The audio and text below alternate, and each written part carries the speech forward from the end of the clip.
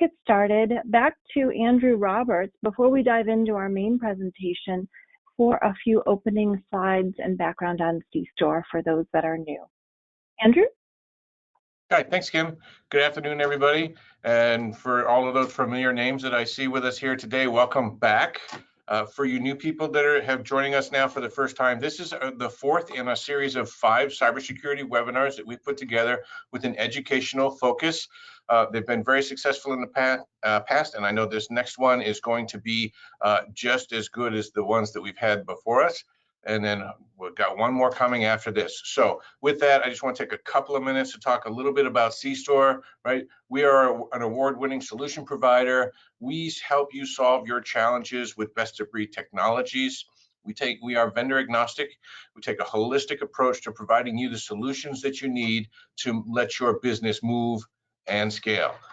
We have 3 main practice areas, and we focus on these 3 because, we realize we can't be all things to all people, and that if we try and do everything, we'll do nothing very, very well. So we focus on data center. We have deep roots there, and cybersecurity as well as digital transformation.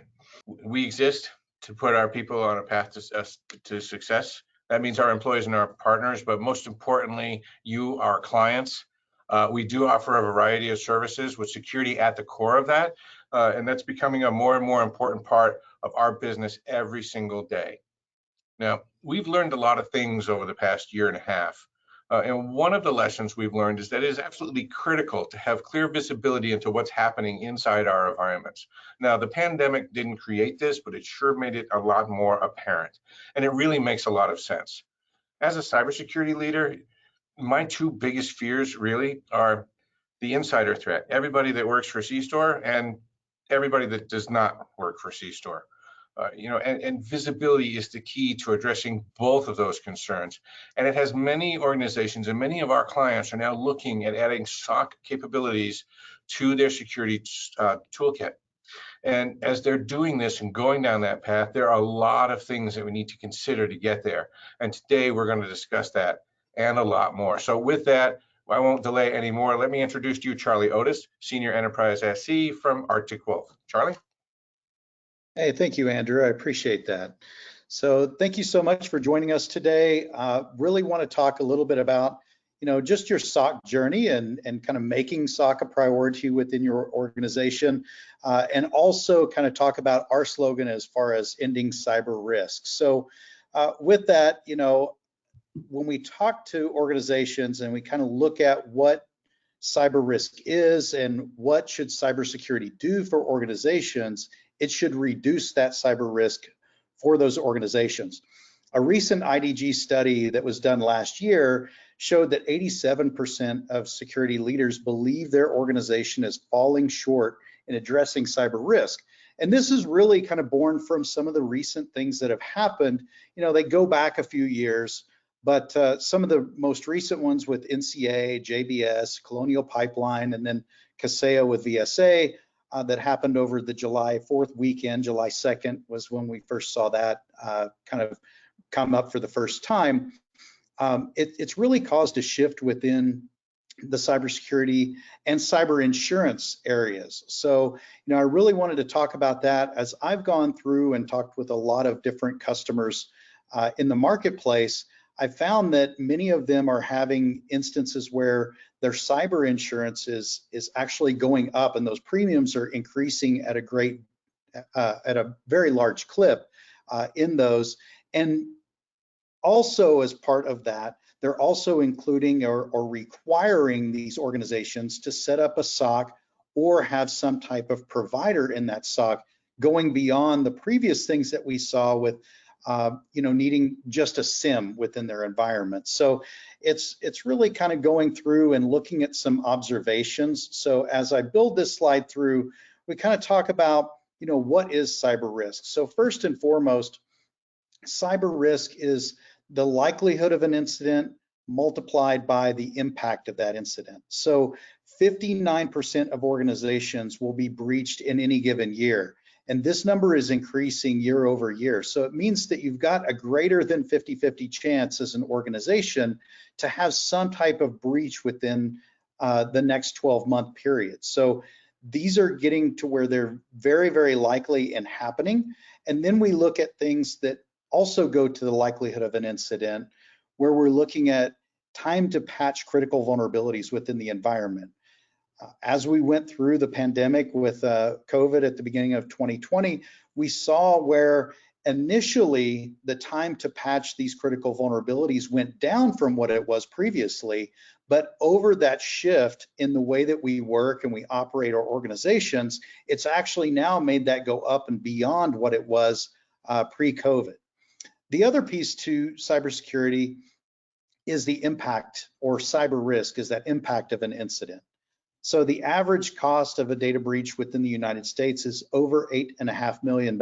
So I talked to some organizations and they may say, well, I don't really have any money budgeted for setting up a SOC or doing anything in that. Let's face it, cybersecurity is not a situation where we can go in, we can enact a certain amount of controls, and then we wash our hands and say we're done, right? This is a continual and evolving type of environment that we have to continue to invest in. We have to continue to make changes in and provide that care and feeding to make sure that we're not at risk, or at least not at the greatest risk that we have.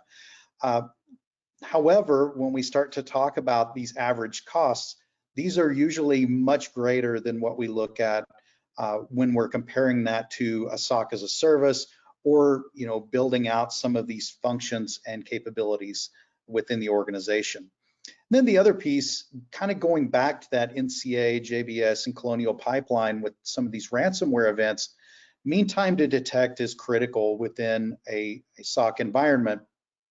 Most of these incidents, especially when we get into these Fortune 1000, Fortune 500, or 100 companies, ransomware events don't happen in a matter of minutes, days, or even month or even weeks. They're usually months at a time. These are situations where it may be more like 200 plus days before we get into some of these some of the results of a ransomware event, or into some of the overall times to detect these different issues within the environment. So if we couple all of these together, this is really what cyber risk is multiplying that likelihood of an impact or an incident, as well as the impact of that incident. So, what is the different approaches? What are we looking at here? Most organizations have the left-hand side of this cybersecurity maturity model, right? That we have those basic passwords, Active Directory, patch management, some backups within the environment. We have perimeter security with firewalls and maybe some other functions in there, maybe a proxy or some web filtering. And then we get into a little bit of defense in depth, those security and layers that we have for endpoint protection, DLP, SSL inspection, and many others, right? But then there's this huge gap. A lot of companies want to be in the upper right-hand quadrant with regard to that in-house or security operations solution, right? They want to have continuous improvement. They want to be able to have 24/7, 365 coverage. But there's this huge gap in between that really makes it pretty difficult for a lot of organizations to get there. And they don't necessarily know exactly what they need to do in order to move past, the first three within that realm. So as we kind of go through, what is a SOC? A lot of people, if you talk to them, they may have different opinions of what a SOC is, but most of the time, if you ask a company or an individual what a SOC is, they would say, well, I want to have some type of SIM and log aggregation and correlation, and that's a SOC to me, right? Or maybe somebody else might say, oh, I need 24/7 monitoring. But really, as we look through all of these pieces, there's a multitude of other things that are kind of behind the scenes with regard to Security Operations Center, right? So we have these 8 different areas, whether it be a SIM, aggregation, correlation, research and development. We need some type of ticketing system to go through and alert people and take track of all the different incidents that are happening in the organization, as well as looking at what's happening today, but also being able to report and improve your security posture as you move forward. We need some type of knowledge base. Some of this comes from, historical knowledge within the organization, maybe specific to that organization. We need some type of threat hunting as well. We want to look for latent threats so that they don't become a bigger issue in the future. And then, the log collection and tuning and reporting. This all goes to that continuous improvement within a SOC environment. Well, the interesting thing is each one of these take people, right? They take care and feeding in different areas. Each facet has a cost associated with them. There's additional data that we're collecting. All of this leads to much, much deeper costs within the environment. And in a lot of cases, to do a DIY SOC, it's just a little bit out of reach from a lot of companies, especially if we're talking about, smaller environments of maybe 50 to 100, maybe all the way up to, 1,000, 2,000 employee organizations. Gartner states that it takes between 8 and 12 individuals, full-time security individuals, as well as a spend of about $2 million to put all of these different pieces together. And then it also takes a very long time, sometimes 12 to 36 months, to really make that SOC effective within the organization. So what we want to do is switch our mindset from a tools mindset to an operational mindset. And how do we do those things? So first and foremost is we want to optimize the tech stack, right? We want to leverage that existing tech stack. We don't want to have to lift and shift. We want to also send all of that data into the cloud. So this kind of goes back to that cybersecurity maturity model, as well as looking at historics, right? So as we look at that, organizations over a period of time, especially with ransomware is probably one of the most prevailing issues that organizations face. At first, they were very limited attacks. Then we saw them become more distributed. There is ransomware as a service now. People are actually set up to where they can just download some services or even contract those services out to target specific organizations. And so as we look through those and the way that they've matured, we've also seen where the bad actors become more sophisticated. So in the recent past, they've gone through and they found out, okay, well, organizations aren't paying as much in the Bitcoins in different areas for those ransoms. So now we want to target backups. Secondarily, maybe they want to target frontline storage. So these are some areas that we've seen over the past 12 to 24 months that these organizations, maybe as far back as 36 months, targeting these different areas and facets within the organization. What we're seeing now is, as they get more mature and from a bad actor perspective, is they're going in and they are attacking or getting access into some of the other pieces within the cybersecurity and cyber tools that we have within the organization from a security aspect. If they can cover their tracks, then that makes them very less likely to be caught.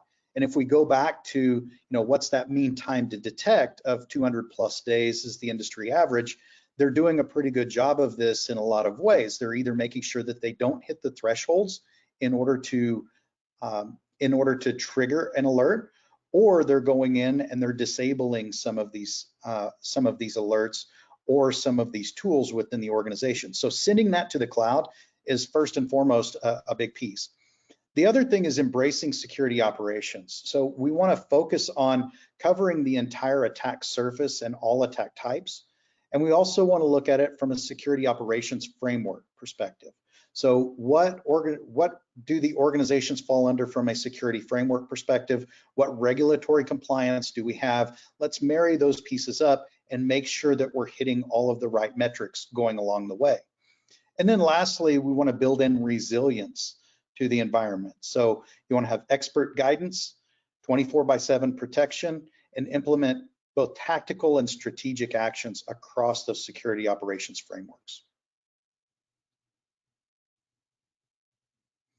So I'll talk a little bit about specifically the Arctic Wolf platform, because this really kind of ties in how we want to go about security operations in general and what that looks like from an operations standpoint with regard to hardening the environment, as well as some other things that you may consider along your security journey. So first and foremost, from an Arctic Wolf perspective, we want to leverage that existing technology stack. We don't want to have to lift and shift any underlying or current investments that you have in that. We want to gain that broad visibility across all those different attack surfaces and attack types to make sure that we've got you covered from both an endpoint and network perspective, but also from a cloud identity and human perspective. Secondarily, we want to centralize all of that into the Cloud Native Security Analytics platform, and we do this specifically with Arctic Wolf by taking a sensor on the network, bringing all of that existing data or telemetry data, putting that through the sensor that then gets uploaded into our Cloud Native Security Analytics platform, and also that sensor acts as an IDS. And then from there, that goes through all of our pipelines. So we take the data and we enrich that data. So this goes to all of the R&D and the other automation and correlation standpoint of a SOC perspective of enriching the data, correlating the data, and normalizing it to where it's easier to view from a holistic perspective, right? And do that in a very real-time point of view. So 2 to 5 minutes is typically what we see that within Arctic Wolf. And then that's fully triaged by the people. So this kind of goes to the SOC as well. Having those people are of utmost importance, the cybersecurity engineers and analysts, to be able to understand, what's a false positive. Maybe something got through one layer of your security environment, but however it was stopped in another area. It does not necessarily mean that anything needs to be taken from an action perspective with regard to that for the immediate time frame. However, it may go to hardening over the long term. And then finally, we have that's kind of specific to Arctic Wolf that goes to the guidance and the access to experts is our concierge security team. So the CST, they are the front end, if you will, to all of our services.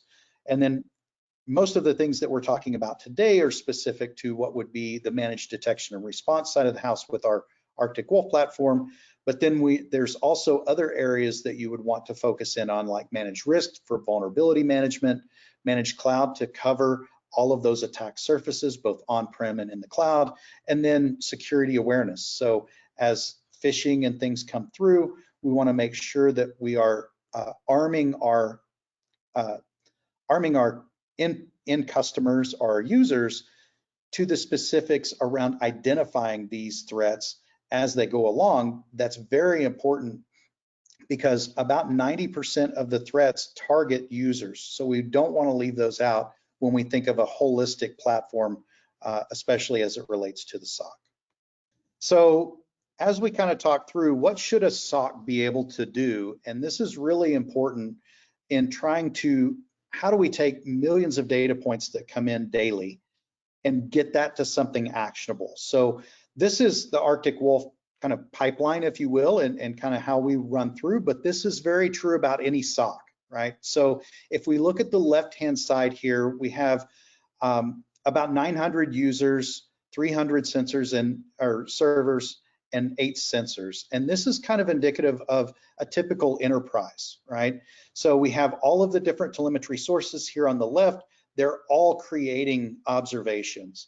And with an organization of this size, we would be looking at somewhere around 300 to 400 million observations that come in per week.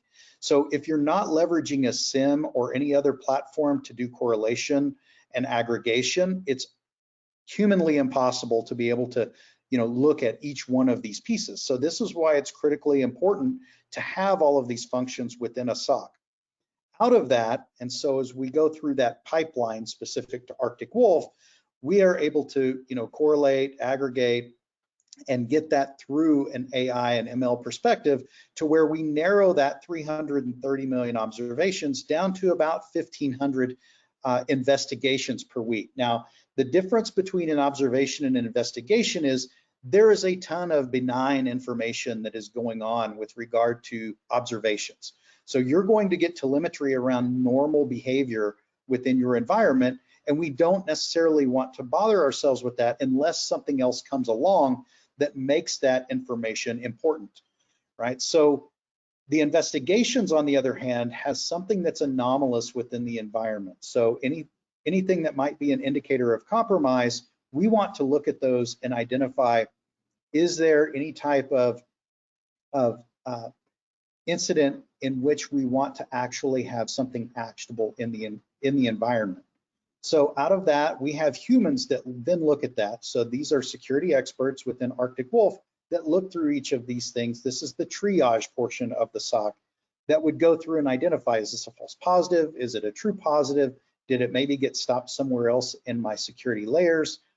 And then out of that goes the incidents. Now, once we get to an incident, we want to be able to identify that with these incidents, we not only have the understanding of who and what did what action, we also want to understand exactly what they did that made this to where it was an incident, and then also what needs to be done in order to remediate that incident to make sure that we have no other issues. And then out of that would be the outcomes, right? And so this is where the concierge security team comes in as we talk about the access to expertise, strategic guidance, and that cybersecurity maturity model, or the security journey in general. So out of that, the outcomes would be best practices, reports, being able to contain devices if we needed to do that on a moment's notice, continuous coverage, rapid detection. So we want to find those early and often to where we are not getting into the incidents where we have latent threats in the environment and people are able to escalate privilege and do worse or more harm within that organization. And then we want to mature the security posture overall and give you compliance capabilities in that as well. So as we kind of go through this, I'll take you through, excuse me, a couple of incidents and the timelines that go along with that. So I'll go ahead and kind of build this out here. And this is an incident of a ransomware attack, and this is an actual customer incident. So we've just redacted the information, but you can see here on the left-hand side at 5:23 a.m., we had a source of Active Directory that said the user was, a user account began logging into multiple different systems. Well, this would be normal, right? This is normal behavior within the organization, somebody coming into the office or just getting started for the day. But then a little bit later on, a couple of minutes later, we see an HTTP header information containing outbound command and control traffic. And then we also see suspected PowerShell PS Empire activity. Well, that immediately triggered an investigation. And then that investigation started with the triage team going through, seeing all of this information, starting at 5:29 a.m. So we're 6 minutes into this. And then there is an incident was ticketed by 5:48. So we're talking about a matter of 25 minutes from the time that the initial source that was, again, benign, to then something a minute later, now into a ticketed incident and then full remediation. So once we get into remediation, the customer responded to that ticket in a very short time period. And then it kind of goes back to the security journey. So this goes to, closing that loop or having that continuous improvement model where the CST works with the customer to identify these areas of improvement and make sure that these types of instances don't happen again. So some of that would be the 5 bullets below: implement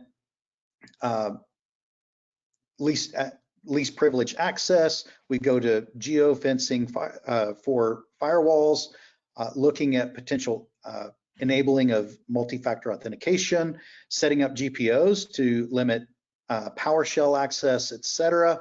So these are areas where you really want to focus in on from a SOC perspective and being able to be way more effective within the organization. So what does that attack type look like from a key takeaways? It's a ransomware attack. It was detected within a 5-minute time period. And then several data sources here. So Active Directory and our sensor on the network is the 2 primary data sources. So here's another incident as well. So this is a business email compromise. And again, I'll build this one out. So we see at, about 1 o'clock, 12:57 a.m., we see an attacker leverage a previously stolen user credential, right? So that in this instance, the customer had multi-factor authentication. So this is very important. So you would think that that would, totally make them secure, right? But it's only as good as the humans that are behind it. In this instance, the customer had accidentally, maybe they thought that they were logging in, it could have been something coincidental, but they went through and they accepted the multi-factor authentication saying, yes, it's me. So there was a source with Duo right there at the same time on the bottom left that says that it was accepted. And then after that, we start to see where this attacker did various things within the environment, right? So they went through and the platform got into the platform. They started escalating, changing calendar events, started doing things from, adding a forward and delete rules within the organization. Well, that immediately triggered this from an Office 365 log. So that platform identified that piece. So we want to, then this kind of shows where you're tying in both on-prem from an Active Directory perspective, as well as into O365. So we see some of those pieces in the log that immediately triggers an alert. We start investigating that. And then as we kind of move that forward, we see where the attacker started uploading phishing PDFs to OneDrive, started doing some other things. So we immediately got access with the customer. Triage team by 1:25 p.m. is doing that investigation, recommending disabling that account. The customer confirmed that that account was compromised, and they disabled that account. So now, then again, we go through that improvement cycle where the concierge security team goes with the customer to check the log data, see if there's anything else within the environment that maybe need to be addressed that's kind of a latent threat within that environment. So what are the key takeaways here? Email account takeover was that attack type. So it was in 19 minutes to time to detect, and it again was multiple data sources from Office 365 as well as Duo that led to that detection and the actions there. So kind of bringing all of this back to the SOC in general. So as we look through this, what does this SOC cost? What are we looking at in order to set this up? So as we look at all of those 8 different areas that we need in order to really have an effective security operations center, the cost for tools, subscriptions, for people, PS, implementations, and the time to deploy takes a very long time and investment by organizations that simply they need coverage as quickly as possible, right? So they want to get up and running. Most organizations don't want to hear, or at least the C-suite doesn't want to hear, hey, it's going to take me between a year and 2 years, maybe even 3 years before we become really effective from a SOC perspective in all of this investment that we're making. Not only that, but the people cost. So as I mentioned kind of at the top of the call, the Gartner says that it takes between 8 and 12 individuals that are dedicated security individuals. So not wearing multiple hats, which is very difficult when we start talking about IT in general, but those dedicated security professionals looking at that. Even if we just take this down to 6, by the time we pay for payroll taxes, benefits, PTO, et cetera, the cost is substantial in there. So as we kind of look at that in comparison to Arctic Wolf, what is the Arctic Wolf cost? Usually for MDR services, we're looking at a half of an FTE to a full FTE with regard to that, as well as the fact of getting up and running very, very quickly. Most organizations onboard with us inside of 30 days. They're fully protected and have full SOC operations by that. And so, Arctic Wolf augments the security that you already own. So as we talk about those 3 different areas on the left, that basic perimeter and defense in depth, with Arctic Wolf, you don't have to do any of the lift and shift. If you're looking at other players within the organization, within the cybersecurity landscape, or outsourcing your SOC services, you might get into situations where they will only support a certain aspects or certain products within the cybersecurity suites. And so that might have a lift and shift, which goes to additional cost, as well as, it might be something that internally your organization is not as familiar with, as well as the fact that there's additional cost associated with that. So Arctic Wolf really fills that gap and gets customers and enterprises to that in-house security operations center. Also allows, if your organization has dedicated security individuals, I've run into this several times, where they might have situations of, we can't monitor 24/7. We want to be able to monitor 24/7 within that, but we only have maybe 2 or 3 security professionals. How do we make that happen? Well, I would say from an Arctic Wolf perspective, we're able to take all of those things off of the customer's plate, and then those resources that are internal, the security engineers and analysts, are then able to escalate within the organization to be able to do more higher value things for the enterprise and for the business, right? So they can help steer and direct. They have us on the back end getting into, you know, the day-to-day logs, monitoring that 24/7, and really providing them those outcomes that they're looking for, and making everyone's life a lot better, right? So your security team can sleep at night, IT can sleep at night as well, as part of that. So kind of bringing this all together, as I mentioned with Arctic Wolf, we bring together a multitude of different areas within the cybersecurity landscape. So we talked about the one on the upper right-hand corner today, fairly in depth, and how that relates to, you know, SOC as a service, or doing that as a DIY type of solution. You know, that detect and respond and recover, leveraging your existing tech stack. Some things to really consider in there are, you know, what is the outcome that I am getting, whether I do this in-house, what is the time to value if I do this in-house versus looking at an outside entity, and then how can I also make sure that I'm moving upwards, up and to the right from a cybersecurity maturity model, as well as how do I tie that into other pieces? Am I covering all of my attack surfaces, whether that's on-prem, in the cloud, multi-cloud, et cetera? Make sure that you have and address each one of those as you look to do either of the solutions that you're looking at, from either building that internally or looking to outsource those type of resources. The other thing that I would say is of importance is looking at it from that managed security awareness perspective. So as I mentioned earlier, you know, 90% of attacks focus on the employees, because that is, you know, we can manipulate people, and in general, people want to help. And so that's why we're seeing a lot of ransomware and things come through that are targeting those employees, as well as these phishing attempts that get them to these ransomware events. So the overall view here is make sure that you are looking at a solution from a security awareness perspective that provides you protection, strengthens your resilience, and also achieves compliance. Many times that I've seen in organizations, and also as I was on the customer side, compliance usually becomes a checkbox, and we don't really look at it from the perspective of how am I really securing my environment and getting more secure and upward and to the right with cybersecurity maturity. So let's not look at it from checking a box. Let's really look at it from the perspective of how do I arm my users and my employees to become more confident in identifying what these things are and what these attacks look like, so that we can move through those.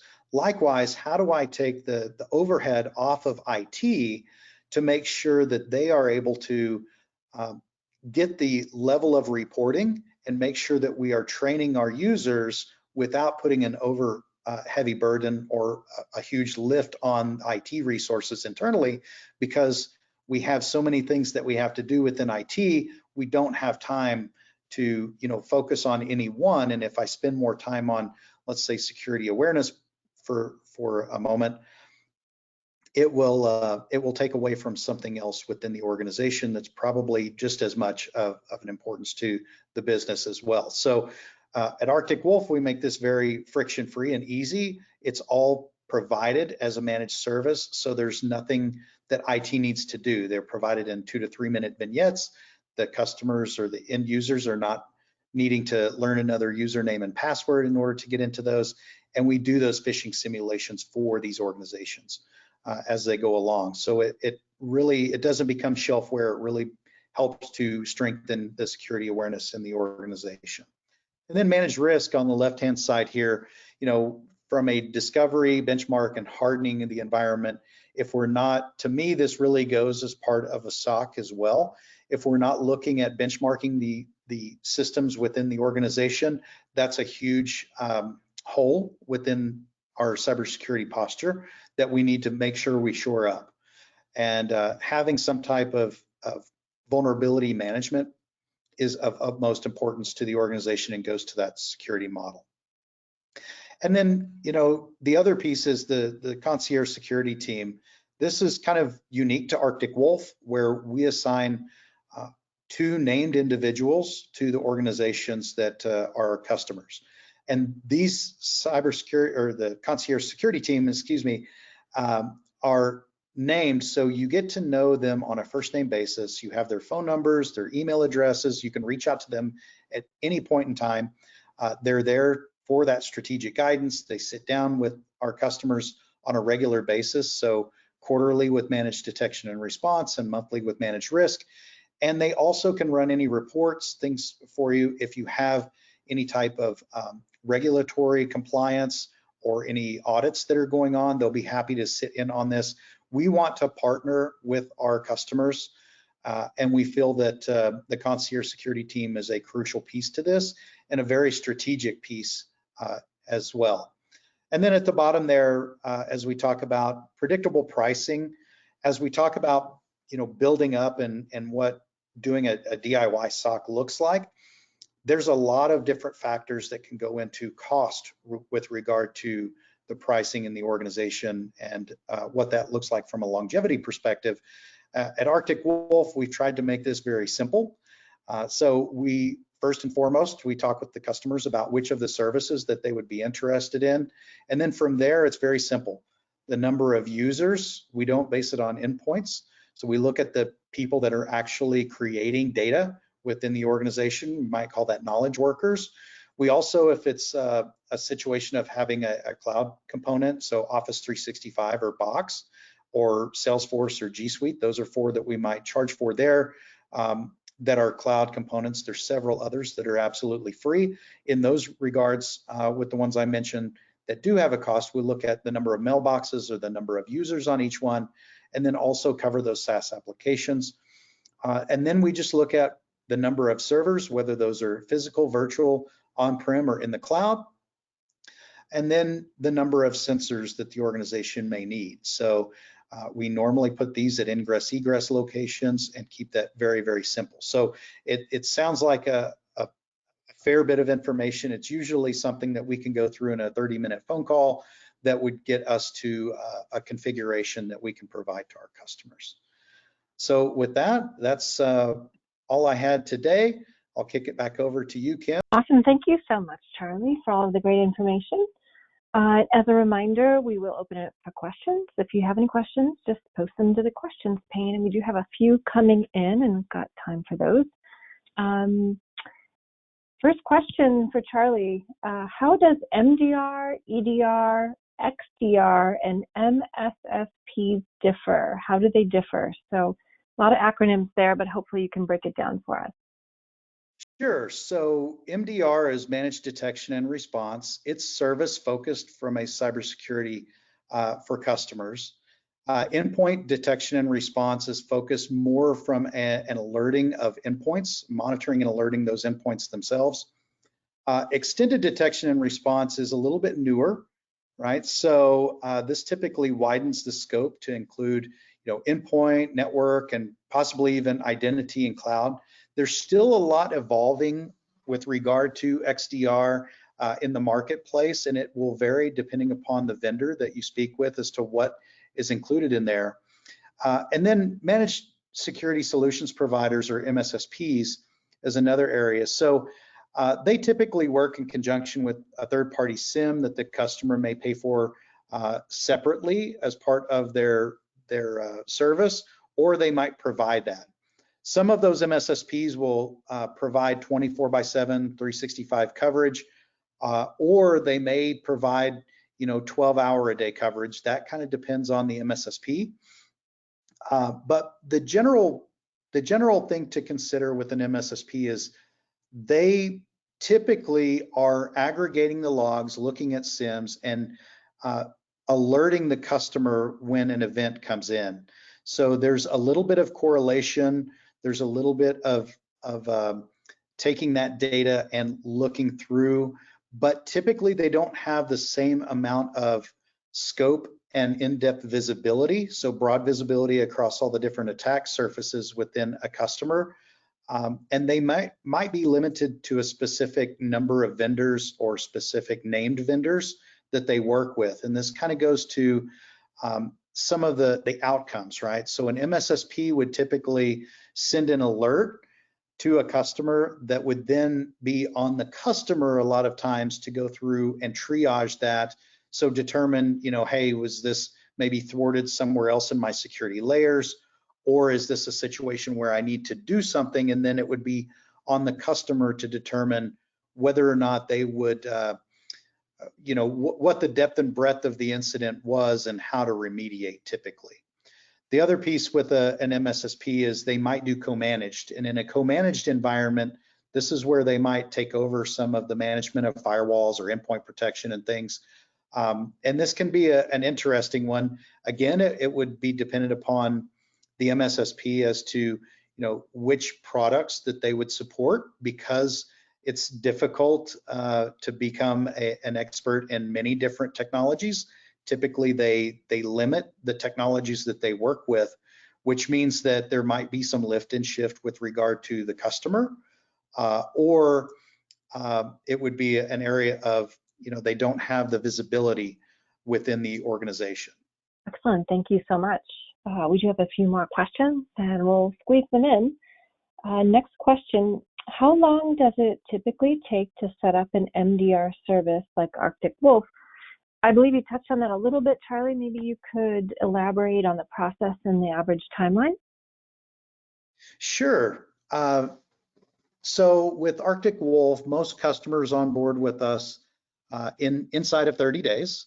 So typically what that process would look like is as soon as we set up the service, we do things a little bit differently at Arctic Wolf. We don't start charging for our service day one. So that's another thing that you would want to make sure that you're asking if you're looking at outsourcing your services or your SOC is, how does the billing work? Typically, these are done on service agreements that are 12 months or longer.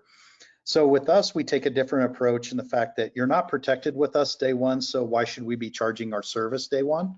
So what we would typically do there is we charge a one-time onboarding charge for that. You get assigned a project manager as part of that, and the project manager will reach out to the customer within 2 business days to get the initial call set up.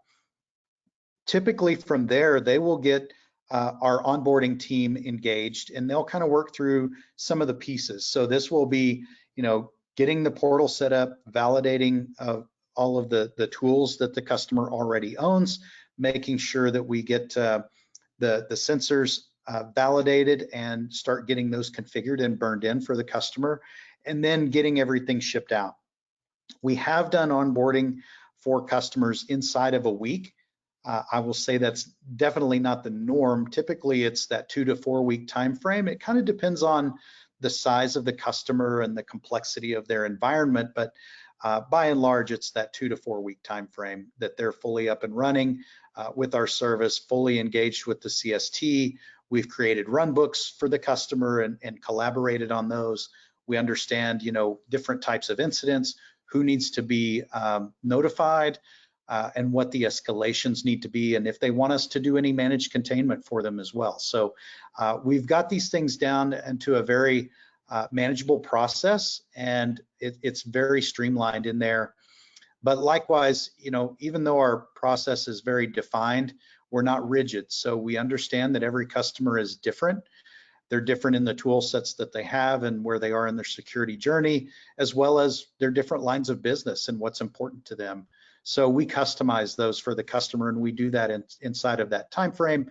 And then likewise, as they get going on our service, it's kind of a continuous improvement model. So we're always changing and evolving. Excellent. Thank you so much.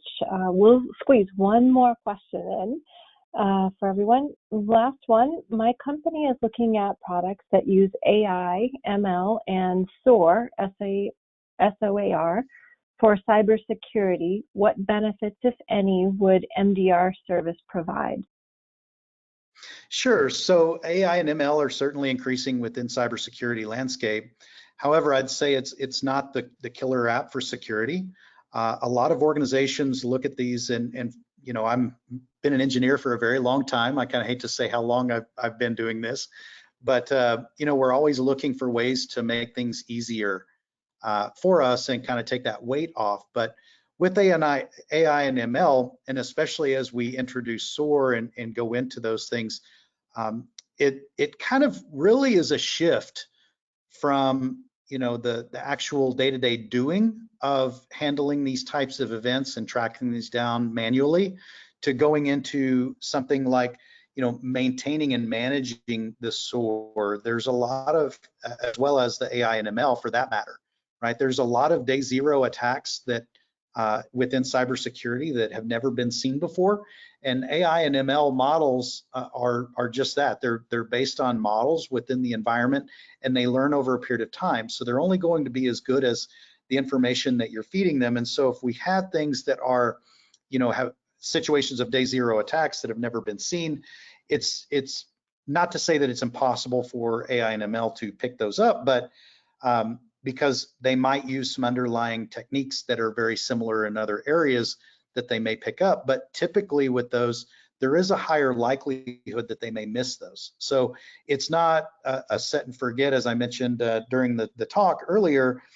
You know, we don't just, cybersecurity isn't a situation where we set things up and we can kind of walk away and say, I'm done with that. It's not like a building where we're finished once we complete or install the last brick or put in the last piece of wood. So we have to go through and continuously feed that and go through. So, you know, incorporating SOAR, that security orchestration and automated response, there's always that risk of being overly sensitive and having, you know, false positives. So organizations need to be aware that, you know, there is a likelihood of false positives. I've worked with many different tools that have automation in them as we've kind of gone along, and sometimes those can come back to bite you a little bit in the fact that they can be too restrictive, especially when it comes to security in general.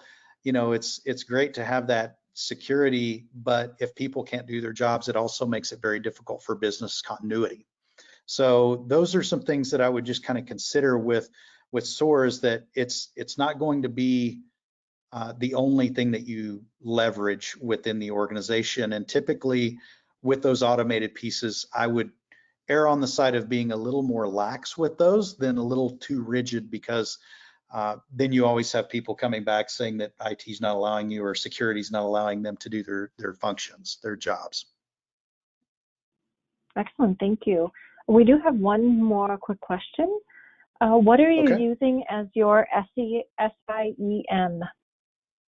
So our platform was built from the ground up with from our founders, and it's evolved over time. So we use a combination of a few open source systems, but it has been heavily customized. So there's some aspects of Suricata and Elk Stack that are in there, but I would say that those probably don't look like the traditional tool sets or open source pieces that you would see, because of the functions that we have on the back end and the heavy customization and creativity and development that we've done from a DevOps perspective of you know, bringing in differences within the organization. So it's a combination of several different ones, but mostly proprietary and built from the ground up with Arctic Wolf. Thank you, Charlie. And that actually does conclude our Q&A for today. Thank you, everyone, for your time and attention.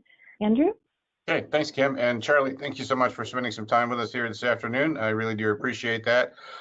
Just a reminder for everyone, we do have one more webinar in this cybersecurity series, and that one will be on September 1st, talking about protecting your email perimeter. It's going to be another great event, so just go to cstor.com/events and you can get yourself registered for that. And with that, thank you everyone, and have a great afternoon. Thanks so much for joining us again, and we look forward to seeing you on another event very soon. Have a wonderful day.